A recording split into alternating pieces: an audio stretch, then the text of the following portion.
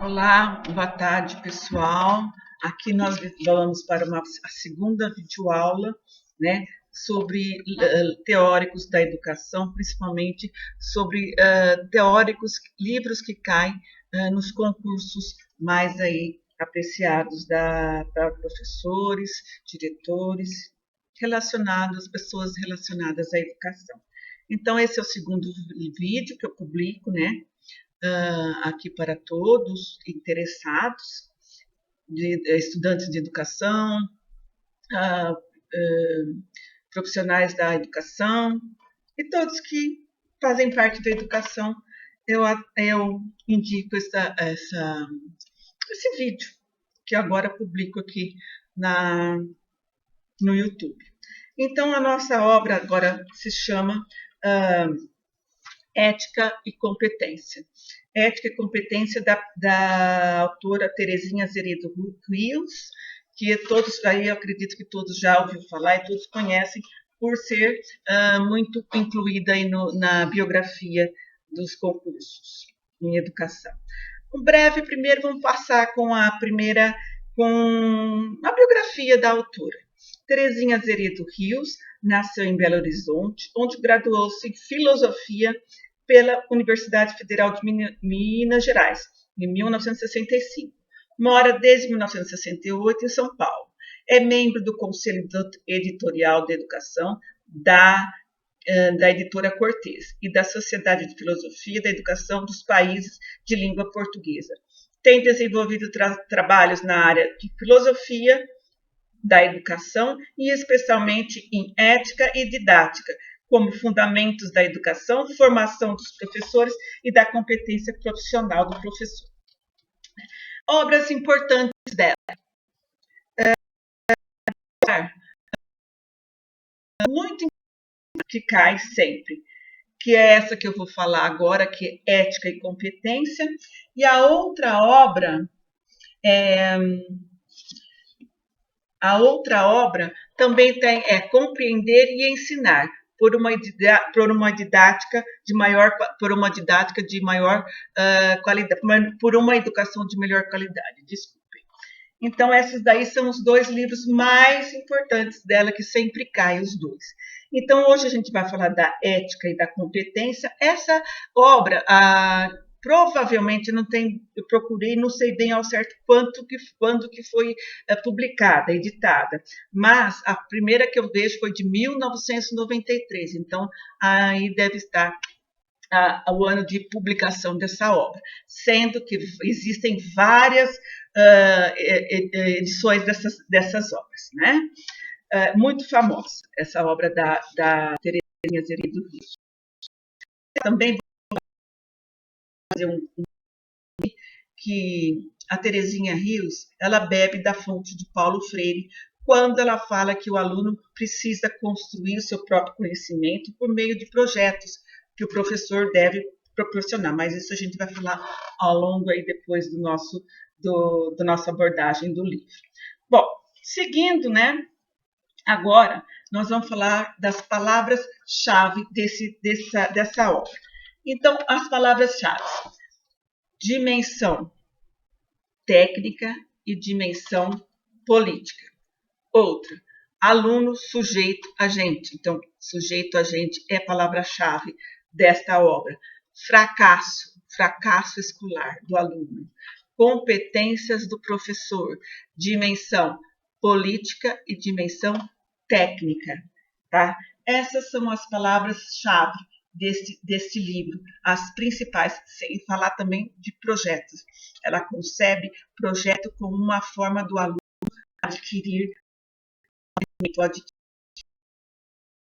a capacidade, que é o saber acadêmico, são os saberes das áreas do conhecimento, correto? Então, vamos para a primeira parte, a filosofia e a compreensão da realidade.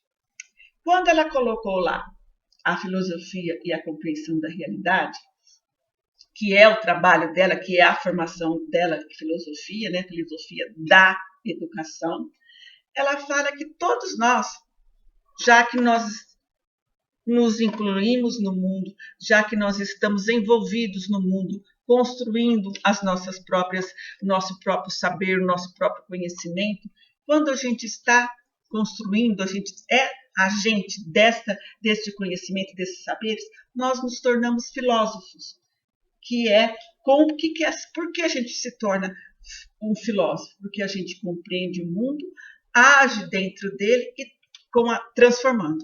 Então, à medida que nós conseguimos conseguimos adquirir um determinado conhecimento, determinado saber, a gente entende isso e a gente a transforma de acordo com os nossos saberes. Depois disso, vem um outro tópico: educação e sociedade. Por que educação? O que a educação tem a ver com a sociedade? Ela fala que a educação é a transmissão de uma cultura. O que é cultura? A gente aprende que cada país, cada povo tem a sua cultura. No caso, o nosso povo, o povo brasileiro, nós temos o nosso jeito de falar, o nosso jeito de se comportar. Nós temos a nossa alimentação de uma cultura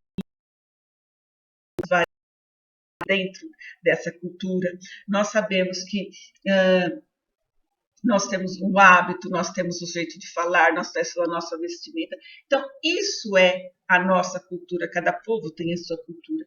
E dentro dessa cultura, nós temos a transformação, que esse mundo é transformado pelo próprio homem. À medida que, como que a gente vai construir cultura? A gente constrói a cultura de acordo com o nosso desejo, de acordo com a nossa necessidade. Então, a gente necessita de algo, é impulsionado pelo desejo que vai produzir um trabalho, e esse trabalho torna-se cultura. Por exemplo, aqui no meu caso, né, eu estou fazendo um vídeo. Eu sabia produzir um vídeo, ainda não sei totalmente, mas estou tentando. Eu estou fazendo hipótese, errando, no intuito de acertar. Então, eu estou conseguindo fazer um trabalho porque eu desejei fazer isso. E estou publicando aqui, publico nas redes sociais, no YouTube. Isso vai se transformar em o quê? Em trabalho.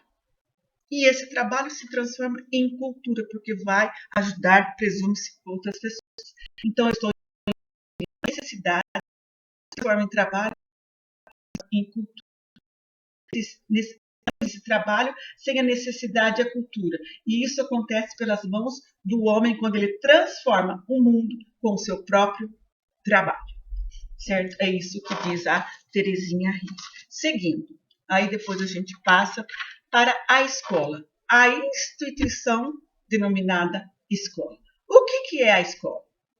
Terezinha Rios fala que a escola é o espaço de transmissão sistemática do saber historicamente acumulado pela sociedade. Então, a escola é o espaço adequado, o espaço ideal para se produzir o quê? Os saberes acumulados historicamente. Então, isso é a definição dela, definição da autora, que o espaço, a escola, é o espaço de transmissão sistemática dos saberes acumulados historicamente pela sociedade. Quando o aluno entra em contato com esse saber produzido pelo ser humano, ele está produzindo, ele vai o quê? Se integrar desse conhecimento e se tornar o quê? Um agente. Por que ele vai ser capaz de dar esse conhecimento adiante? É o que eu estou fazendo aqui. Eu pego um conhecimento que eu estudei, que eu pesquisei, estou passando adiante. Então, isso é a produção do quê? De trabalho, produção de conhecimento, de saberes. E se torna cultura, certo? Então, no caso aqui, palavra-chave, volto a falar. O sujeito, o aluno como sujeito agente. Sujeito agente. Guarde bem aí. Certo? Então, outro item, outro tópico da obra. Ela fala que o problema. Qual que é o problema da educação para a autora Terezinha Azeredo Rios. Para ela, o problema reside no fracasso escolar. O aluno tem acesso à escola, mas ele não tem acesso ao quê? Aos saberes historicamente acumulados. E quando o aluno não tem acesso aos conhecimentos, aos saberes historicamente acumulados, ele não adquiriu o quê? O saber. E aí para ele fica difícil, torna-se difícil ser o quê? O sujeito agente. Depois parte para o tópico, dimensões da educação. Nós temos a dimensão técnica e a dimensão política. Lembra? Igualzinho eu falei no outro livro, da avaliação do Lucchesi. A dimensão técnica é o que? A metodologia didática que eu utilizo na minha prática pedagógica, na minha prática educativa, e a dimensão política, que é quando eu vou refletir sobre a minha prática. Nisso daí eu estou o quê? Fazendo eu vou ensinar, por que eu vou ensinar aquele conteúdo e qual que é a minha intencionalidade. A intenção que é importante na dimensão política. Aí depois vem um outro tópico, as dimensões da competência do educador. Aí fala-se o quê? Que mediando a dimensão técnica e a dimensão política está a ética. E a ética é o equilíbrio, certo? E quem que faz essa mediação? É o professor, por meio da sua ética. E, finalmente, a competência e a utopia. O professor, ele transmite o conhecimento que ele acha necessário para aquela sua clientela, para que ele possa ser um sujeito agente que vai o quê? Construir o seu próprio conhecimento. E, finalmente, a professora, a autora desse livro, Ética e Competência, ela fala que para que o aluno consiga ter acesso aos conhecimentos, que ainda não, né, aos saberes historicamente acumulados pela sociedade, é importante que o professor faça uso do quê?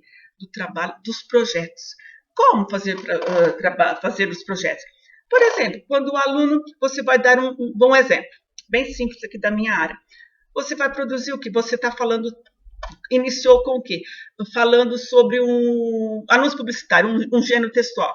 Você vai falar, dar a teoria, explicar, trazer um monte de textos, anúncios publicitários. O aluno, finalizando esta aprendizagem, esse processo de ensino-aprendizagem, você coloca o quê? Que o aluno produza o seu próprio anúncio e depois que ele faça o quê? Que ele sistematize de forma o quê? Apresentar para os outros. Coloque lá fora, na classe ou lá no pátio, para todos verem. Então, quando ele fez isso é porque ele conseguiu fixar os conteúdos, ele conseguiu construir o seu próprio conhecimento. Aí que fala que o projeto é algo que se inicia, tem um meio e tem um final. E esse final é quando o aluno vai fazer o quê? Bom, gente, finalizando aqui, né, eu vou só colocar algumas falas da autora. Ela fala o seguinte: a escola é o espaço de transmissão sistemática do saber historicamente acumulado pela sociedade, com o objetivo de transformar, de formar os indivíduos. Segundo Terezinha Rios, a educação possui duas dimensões: a dimensão técnica, entre o professor, a dimensão técnica, onde o professor reflete como ele vai ensinar os alunos. E a outra dimensão é a dimensão política, que é saber as finalidades desse conteúdo para que a vida do aluno melhore, para que ele possa se tornar um cidadão, um agente transformador do seu próprio mundo. E entre essas duas dimensões, haja a ética como fornecedora da autonomia do aluno. E aqui eu finalizo essa aula. Simples, né? Só que angariando todo o conteúdo, tudo que a autora quis passar. Obrigada a todos e tenham um ótimo final de semana.